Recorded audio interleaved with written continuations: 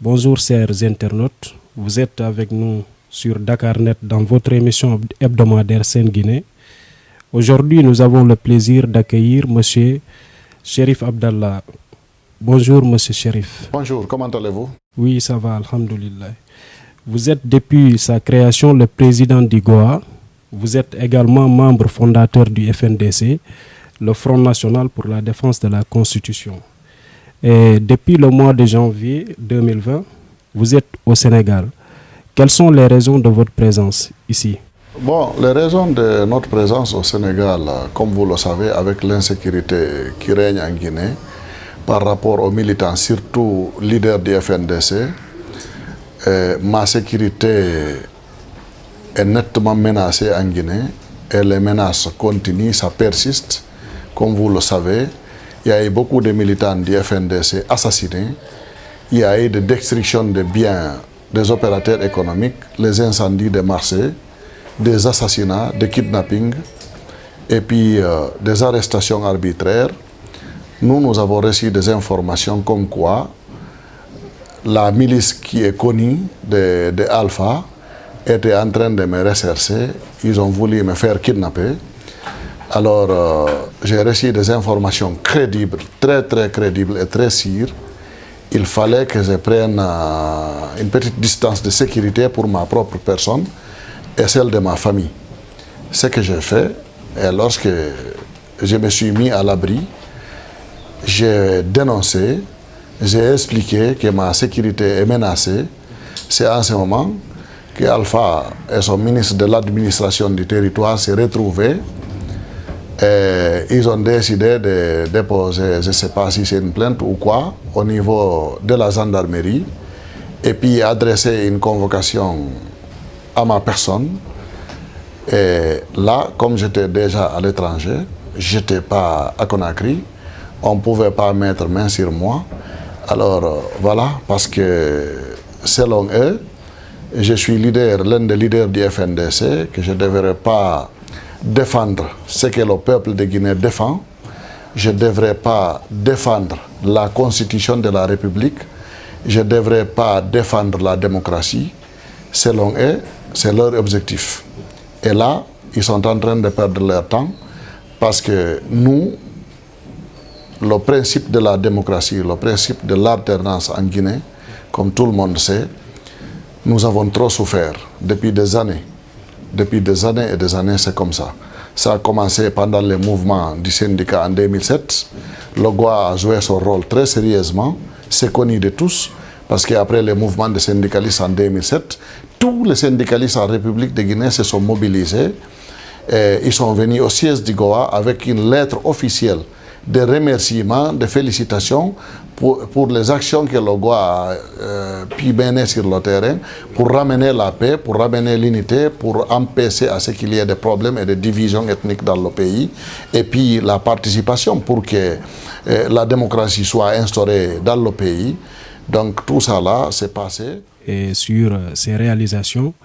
Mais avant de venir par là, je voudrais savoir, maintenant avec cette menace, cette tentative d'arrestation que le gouvernement guinéen a fait à votre endroit, vous êtes ici à Dakar. Maintenant, qu'est-ce que vous faites pour résister face à ça?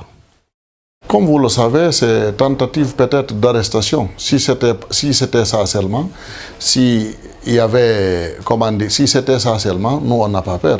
Mais c'est tentative plutôt d'assassinat, de kidnapping. Comme vous le savez, il y a eu beaucoup d'opérateurs économiques kidnappés et assassinés par la suite. Les gens ont toujours demandé des enquêtes dont on n'a jamais eu réellement de suite par rapport à certains cas, surtout les menaces qui pèsent sur nous en tant que membre du FNDC et en tant que l'un des leaders du FNDC. Tout le monde connaît le rôle de notre organisation, le GOA, au sein du FNDC, parce que tous les opérateurs économiques dans tous les secteurs de la République de Guinée écoutent le GOA, soit ils sont membres ou sympathisants du GOA. Quand nous demandons pendant les manifestations que les opérateurs économiques ferment boutiques et magasins et sur tout l'étendue du territoire, cela est respecté à la lettre et ça continue d'être respecté Parce que nous ne faisons plus confiance à M. Alpha Condé et son clan. Il ne doit pas agir comme ça, il ne doit pas changer la constitution de la République. Il a lui-même juré à des reprises sur ses constitutions. Donc c'est comme si tu mettais la main sur le Coran et que tu jures devant la personne en tant que musulman, ou alors tu mets la main sur la Bible, tu jures en tant que chrétien, et que tu reviens devant ces personnes-là, tu oublies tout ce que tu as fait, tout ce que tu as juré là, tu es en train de faire autre chose, ça, personne ne doit accepter ça, le peuple ne doit pas accepter ça. En tout cas, nous n'accepterons pas.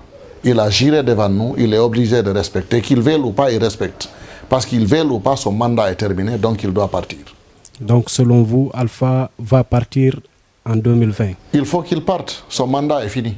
Son mandat est fini, tout le monde sait encore comment nous avons pu gérer la situation depuis qu'il est arrivé au pouvoir.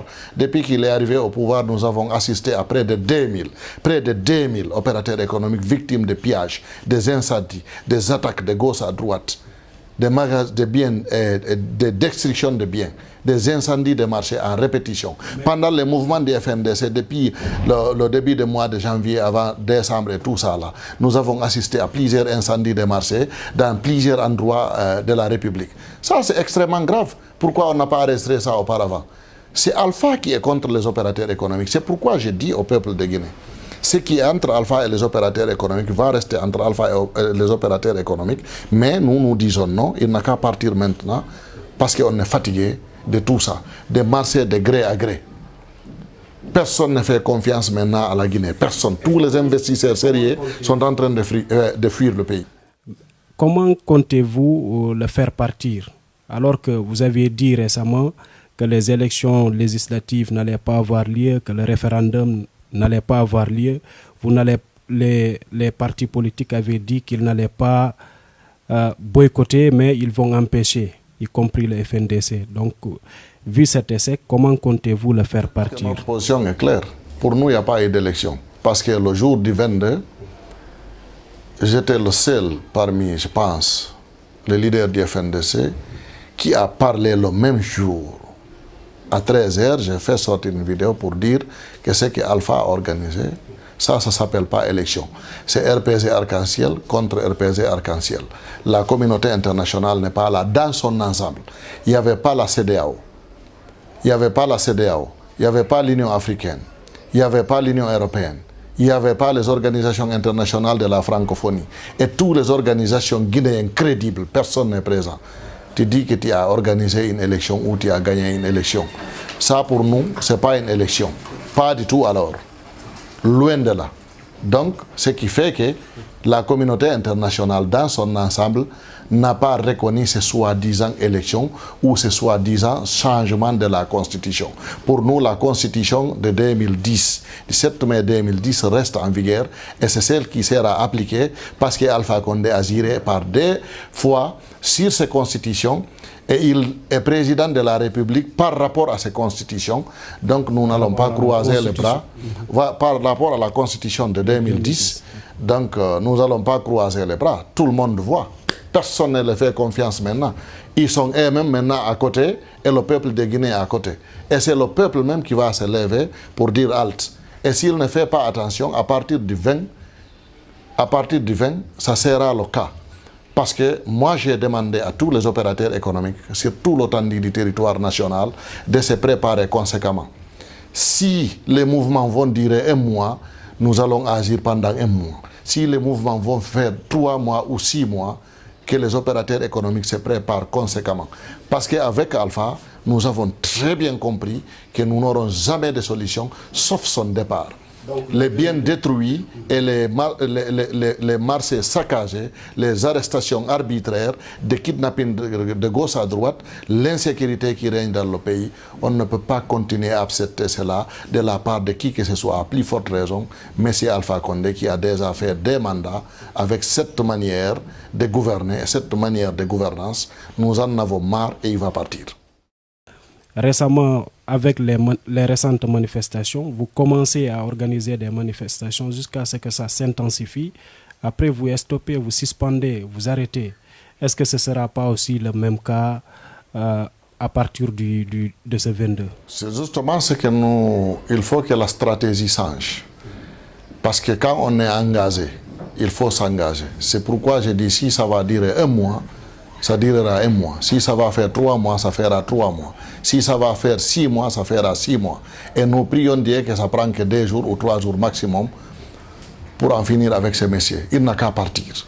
Il n'a qu'à partir et le peuple de Guinée doit s'engager. Ça ne concerne pas les opérateurs économiques seulement. À partir d'ici, vous comptez faire quoi? Vous allez rentrer pour participer au combat? Vous savez, c'est très facile. La voix du président d'Igoa est dans tous les esprits de tous les citoyens guinéens. La confiance et le respect est là. Tout le monde sait que le président d'Igoa, ce n'est pas quelqu'un de corrompu. Sinon, un homme d'affaires qui ose regarder un chef d'État dire ce que tu veux ou ce que tu fais n'est pas comme ça, c'est parce que tu n'as pas un passé flou. Tu es clair comme l'eau de roche. C'est ça mon cas. Donc moi, je n'ai absolument rien à me reprocher. Je sais que le peuple me fait confiance et je sais que ce même peuple a demandé le départ d'Alpha Condé, il partira. Monsieur Cherif, vous êtes le président du Goa. Au mois de septembre, le Goa va fêter ses 17 ans d'existence. Aujourd'hui, quel bilan faites-vous de la présence du Goa dans la sphère politique guinéenne? Dieu merci, votre question est bonne. La présence du Goa en République de Guinée, je pense que l'environnement des affaires, le minimum qu'on a dans le pays n'allait pas être comme ça. C'est sûr et certain. Parce que pendant la création du Goa, nous avions des hommes en tenue qui rentraient dans des marchés armés avec des fusils au dos, des grenades de gauche à droite, des couteaux par là.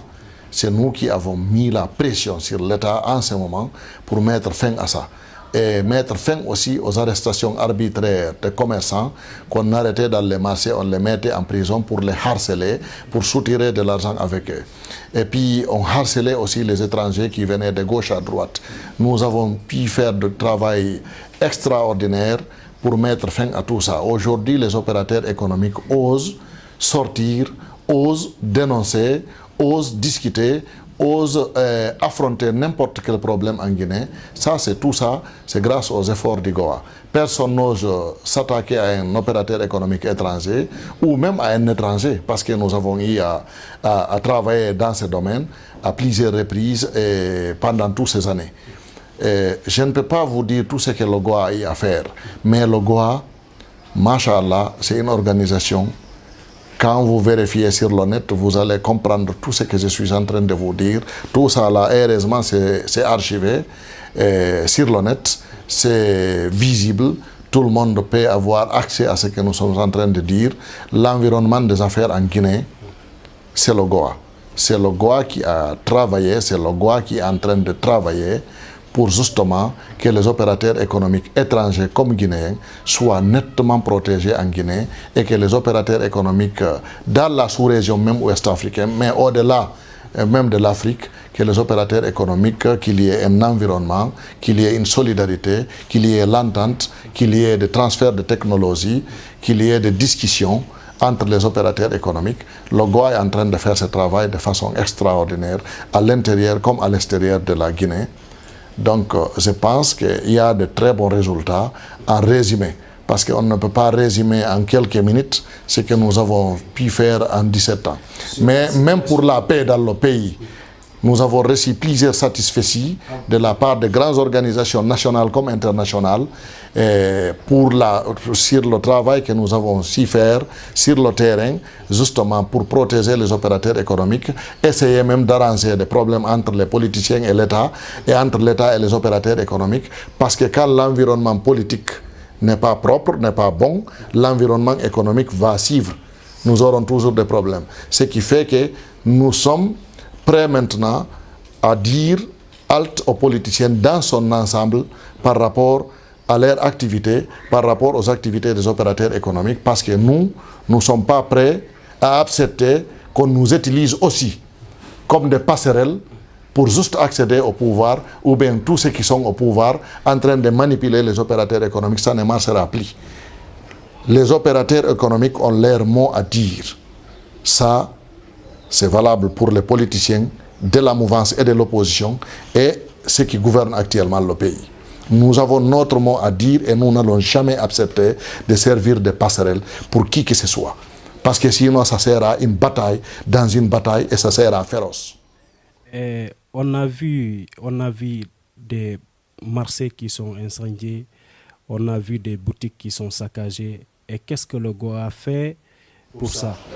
Justement, tout ce qui a été attaqué, saccagé dans le pays, nous avons envoyé des huissiers de justice, nous avons fait le constat, nous avons fait des rapports, nous avons mis la pression sur l'État jusqu'à ce que Alpha Condé lui-même, à l'époque, en commençant en 2003, il a pris l'engagement qu'il va dédommager les opérateurs économiques, malgré que les pillages et les saccages ont continué jusqu'à présent.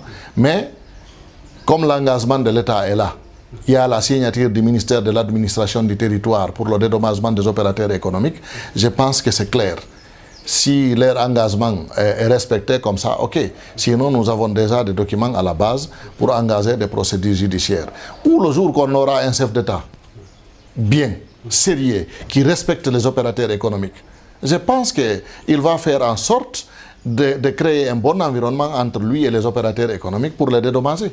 Parce qu'il va de l'intérêt de l'État. Parce que quand vous voyez le coronavirus présentement là, tous les États responsables du monde sont en train d'appuyer le secteur privé de leur pays. Nous, c'est le contraire. Avant Corona, on détruit le bien. Pendant Corona, on détruit les biens des opérateurs économiques. Donc, je pense qu'on aura un chef d'État qui va penser à ça. De toute façon, gentil ou pas, nous serons là pour mener le combat jusqu'au bout. Récemment, on a vu le cas des cultivateurs, des agriculteurs qui sont basés à Timbi-Madina avec le cas des pommes de terre. On a vu que le Goa a été impliqué. Quelle était l'implication du Goa pour aider ces populations à revendre leurs pommes de terre? Oui, c'est très bien. Lorsque nous avons appris par nos membres et représentants dans ces zones-là, de Timbi-Madina et de Fouta en général, et puis les bananes locaux de la Haute-Guinée et les légumes de la Basse-Côte, et puis les ignames de la Guinée forestière, parce que vu l'état d'urgence sanitaire, vu les blocus, les produits étaient en train de pourrir.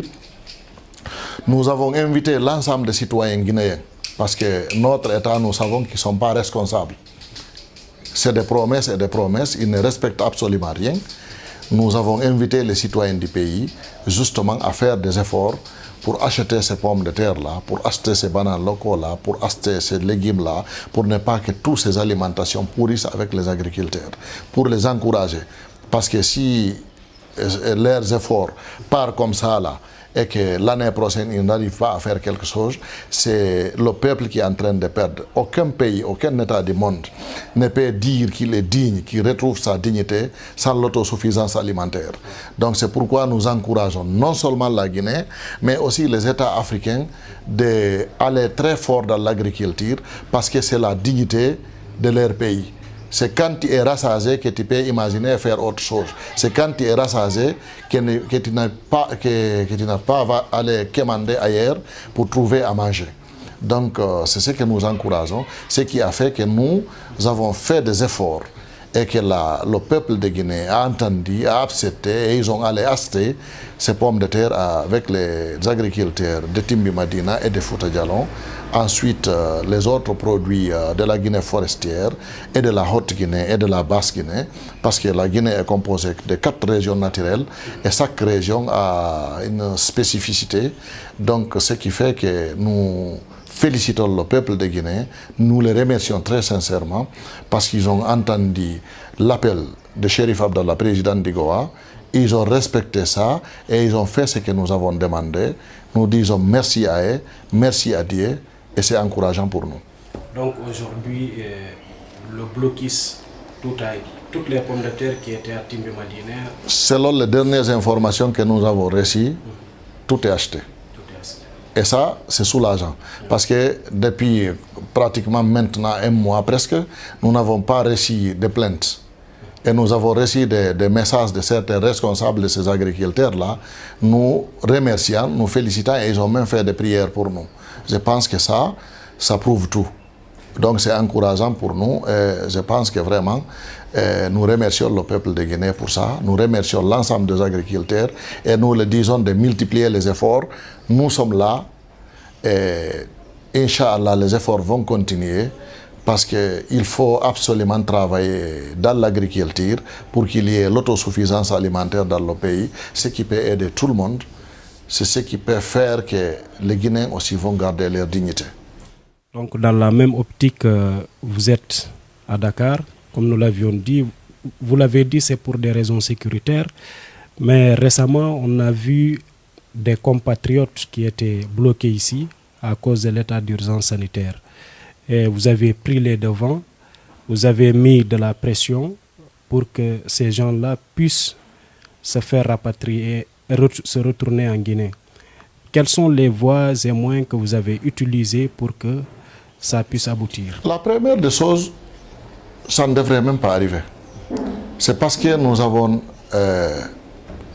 des autorités qui sont vraiment irresponsables. Sinon, tous les chefs d'État responsables au monde, tous les États responsables au monde, certains ont pris des avions pour aller spécialement pour un seul citoyen de leur pays, pour aller les prendre. Ça ne devait même pas arriver. On laisse les Guinéens à côté, entre le Sénégal et la Guinée, c'est le même pays ça.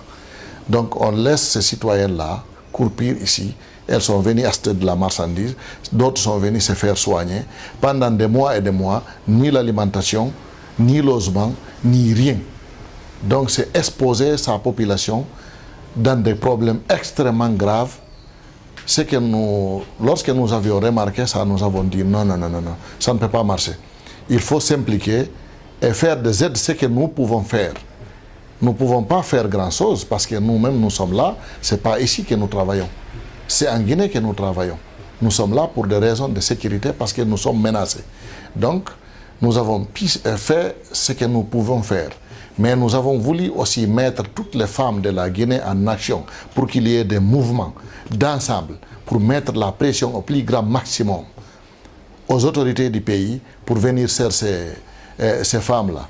Les gens savent la capacité de Goa sur le terrain. Donc, je pense que tout ça là, ça a contribué et ce n'est pas fini. Parce que tant que nous avons l'information qu'il reste un seul Guinéen au Sénégal, ou alors il reste un seul Guinéen partout dans le monde par rapport à cette situation-là, notre programme et le cap est maintenu. Le cap est maintenu. Il faut absolument que tout le monde rentre. Avec les informations que vous avez, est-ce qu'il y a des Guinéens qui restent bloqués ici à Dakar? Ils ne sont pas nombreux. De toute façon, ceux qui étaient dans la liste que nous détenions sont déjà partis. C'est difficile de dire qu'ils ne restent pas, ils restent, parce que je reçois des informations petit à petit que ça reste. Alors, je pense qu'il y aura un autre vol qui va venir les chercher, parce que de toute façon, nous avons nos compatriotes au Maroc, en Tunisie, et nous en avons partout, et nous demandons à l'État guinéen d'aller les chercher. Il faut absolument aller les chercher. Il faut garder la dignité des citoyens guinéens, surtout des femmes, un peu partout dans le monde. Ça, nous n'accepterons pas ça. Nous n'accepterons pas ça. Je dis que ce n'est pas un cadeau aussi. C'est nous qui contribuons dans les caisses de l'État. C'est nous qui payons les taxes. Quand nous avons des difficultés, il faut prendre l'argent de l'État et aller chercher les citoyens. On n'a pas à flatter qui que ce soit par rapport à ça. Vous avez agi tardivement, vous ne devrez pas le faire. Il fallait faire ça très tôt. Ils sont rentrés, mais moi je ne suis pas content parce qu'on les a retardés. On les a fait souffrir. Ça ne devait pas arriver. Ça ne devait pas du tout arriver. Tous les États, tous les gouvernements responsables du monde, il faut agir et vite. Quand tu vois un problème, il faut régler le problème et se préparer aussi pour un autre problème parce que c'est permanent, ça ne finit pas. Si vous êtes responsable. Mais nous, l'administration est complètement grippée. Personne ne sait ce qu'il doit faire, ce qui fait que la situation là est venue comme ça. Vous comprenez? Alors ça, c'est des difficultés. Je reviens un peu sur ces blocus-là. Vous savez, un peu avant Corona, le gouvernement guinéen avait bloqué toutes les frontières interdisant la rentrée des marchandises pendant un mois. Quand est-ce durant cette période? Oui, non, un peu avant Corona. Okay. Pendant un mois, tous les commerçants du pays, tous les transporteurs qui viennent des pays voisins étaient bloqués. Avec les... Il n'y a pas de raison. On dit raison de sécurité. Quelle sécurité? Quelle raison de sécurité? Ils ont bloqué la libre circulation des biens et des personnes au sein de la CEDEAO en évoquant des problèmes de sécurité. Vous comprenez? Quelle sécurité? C'est lorsque nous-mêmes nous avons mis la pression au maximum. Nous avons décidé que nous allons mettre tous les transporteurs et tous les opérateurs économiques en mouvement. Et aussi, nous allons engager des procédures contre l'État au niveau de la CEDEAO. Nous avons préparé les avocats et nous avons envoyé des gens pour recenser les camions. C'est lorsqu'ils ont vu, on a commencé à recenser les camions, qu'ils ont laissé les camions rentrer. Vous voyez ça? Il faut absolument mettre seulement la pression sur eux. Ils sont irresponsables. C'est pourquoi. Et en 2015, c'était pareil, non, avec la venue de l'Ebola, avec la fermeture des frontières. Avec la fermeture des frontières entre la Guinée et le Sénégal, c'était même pire. Parce que moi, je suis venu à Koundara, mais je rappelle que c'est nous qui avions équipé toutes les frontières de la Guinée. Côté Libéria, côté Côte d'Ivoire, côté Sierra Leone et, comment dirais-je, côté de la Guinée-Bissau. D'ailleurs, c'est 12 heures de temps après notre passage.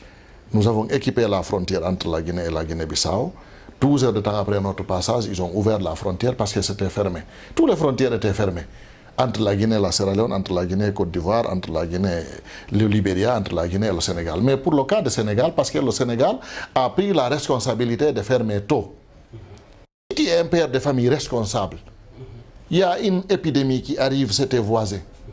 Tu vas fermer la cour de ta maison pour ne pas que ta famille parte là-bas et empêcher les autres aussi de venir contaminer ta famille. Ça, c'est logique. J'ai expliqué ça dans les médias à Conakry. C'est très logique.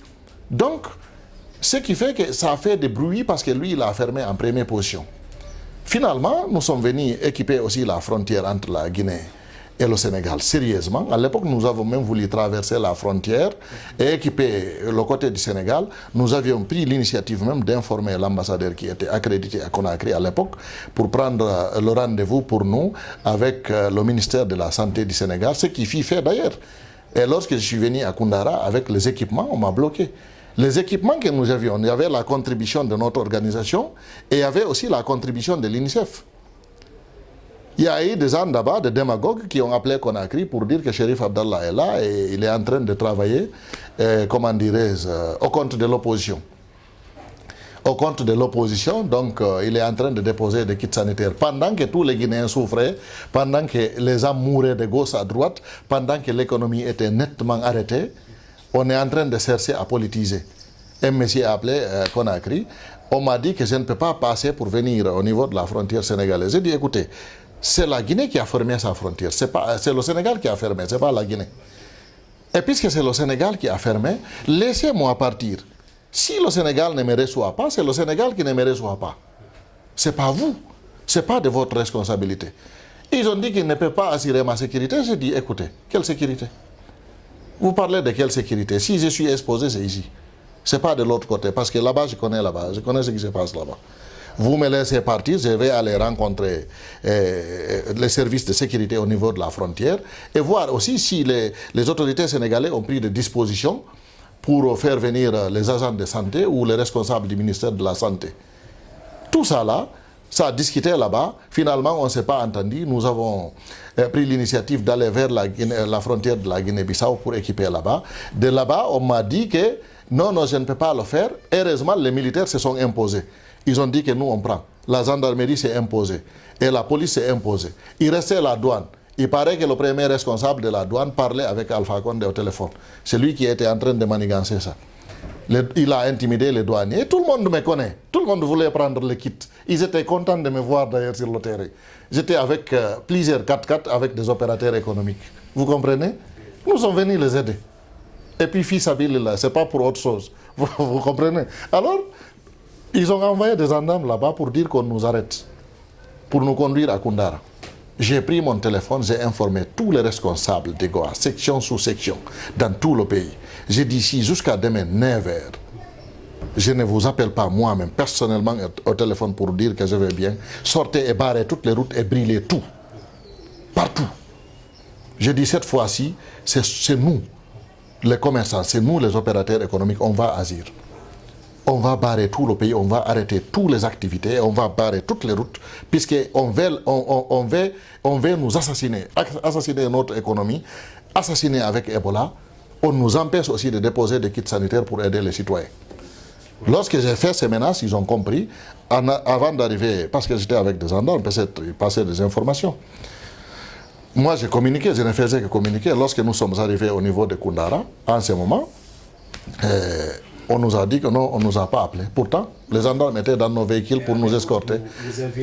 À l'époque, nous avons écrit au président Macky Sall. Lorsque je suis retourné à Conakry maintenant, nous avons pris l'initiative de contacter l'ambassadeur du Sénégal encore à Conakry.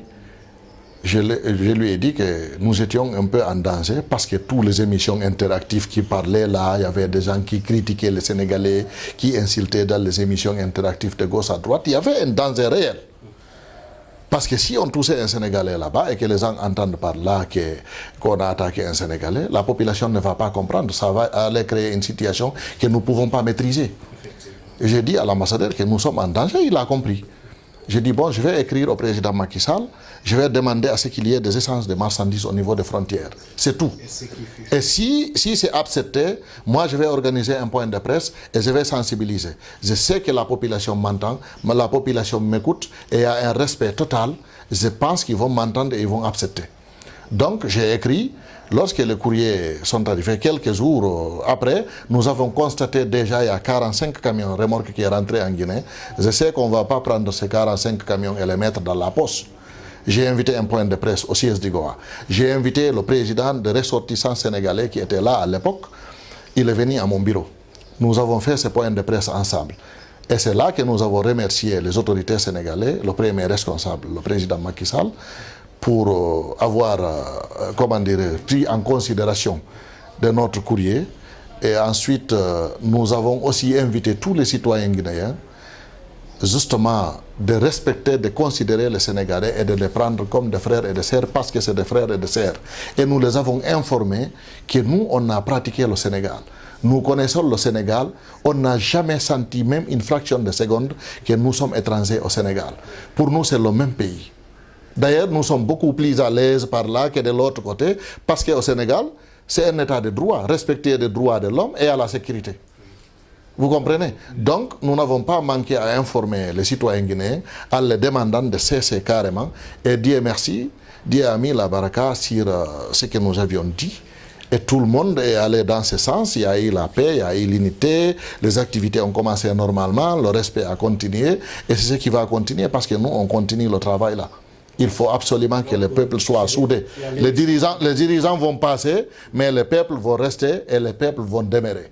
Il ne faut jamais accepter que quelqu'un insulte un étranger quelque part pour dire que toi tu es étranger, toi tu es ceci et cela. Nous n'accepterons pas de la part de qui que ce soit. Si on entend un jour un politicien, quelle que soit sa responsabilité, chercher à diviser, il nous verra en face qui qu'il soit. Donc, merci M. Chérif. Il y a l'émission qui tire à sa fin. Mais rapidement, je vais vous poser une question sur la marche que l'FNDC projette de faire du 22, le 20. Quel message allez-vous adresser à vos camarades? Parce que vous êtes... D'abord, en tant que membre et l'un des leaders du FNDC, je félicite l'ensemble des responsables du FNDC pour le courage et le cap que nous avons. Et je dirais aussi de maintenir le cap, de sensibiliser sérieusement les citoyens de l'intérieur comme de l'extérieur de la Guinée. Quand on va démarrer cette fois-ci les mouvements, le temps que ça prendra, nous avons dit que c'est pour le départ d'Alpha Condé. Il n'y aura pas d'émo. C'est pour qu'il bouge. Il faut absolument qu'il bouge. Ou alors qu'il nous dit qu'il ne va pas se présenter, il va changer le fichier électoral, on va organiser des élections propres. C'est lui qui a la sens, la démocratie propre est là, on va gagner. C'est la Guinée qui va gagner. Vous comprenez? Parce que nous, on ne va pas se battre pour une seule personne. On ne le fera jamais. On se bat pour le peuple de Guinée. On se bat pour qu'il y ait de la démocratie. Et s'il y a une bonne démocratie, il y aura un bon développement pour la Guinée. C'est pourquoi nous nous adressons aux citoyens guinéens pour nous dire, engagez-vous, nous allons gagner. C'était un plaisir de vous accueillir. Aujourd'hui, vous êtes au Sénégal. Moi, je voudrais que vous passiez un message entre les deux peuples. Le Sénégal et la Guinée, c'est un peuple frère. On dit c'est-à-dire c'est le poumon, c'est des poumons dans le même corps, Parce que le Sénégal et la Guinée, pour moi, il n'y a pas de différence. Et les Guinéens qui viennent au Sénégal le savent. Il y a des millions et des millions de Guinéens ici. Et il y a aussi des milliers, voire même des millions de Sénégalais en Guinée. Les Sénégalais sont bien aimés et bien respectés en Guinée. Ça, il n'y a pas de doute possible. Et on ne va pas accepter qu'un petit politicien mêle sa bouche dans l'affaire interne de ces deux pays. Nous n'accepterons pas la division ou autre là, nous n'accepterons pas. Le Sénégal et la Guinée, c'est des peuples frères. Nous sommes des musulmans pratiquants. Il y a des gens qui ont été enseignés par la Guinée et il y a des Guinéens qui ont été enseignés par les Sénégalais. Et moi, mes arrière-grands-parents ont enseigné des milliers et des milliers de personnes au Sénégal. Nous avons des milliers et des milliers de talibés au Sénégal en tant que shérif. Mes arrière-grands-parents l'ont fait et ils l'ont fait en Guinée. C'est la même famille, c'est la même chose. Donc la paix là, Inch'Allah, ça va continuer. Que Dieu bénisse le Sénégal, que Dieu bénisse la Guinée, que Dieu bénisse les relations entre les deux pays, que Dieu nous donne la chance que les deux pays soient développés pour que les deux pays soient des pays phares pour le monde entier. Merci et merci à vous, chers internautes. Nous vous remercions de votre fidélité et nous vous donnons rendez-vous à la prochaine.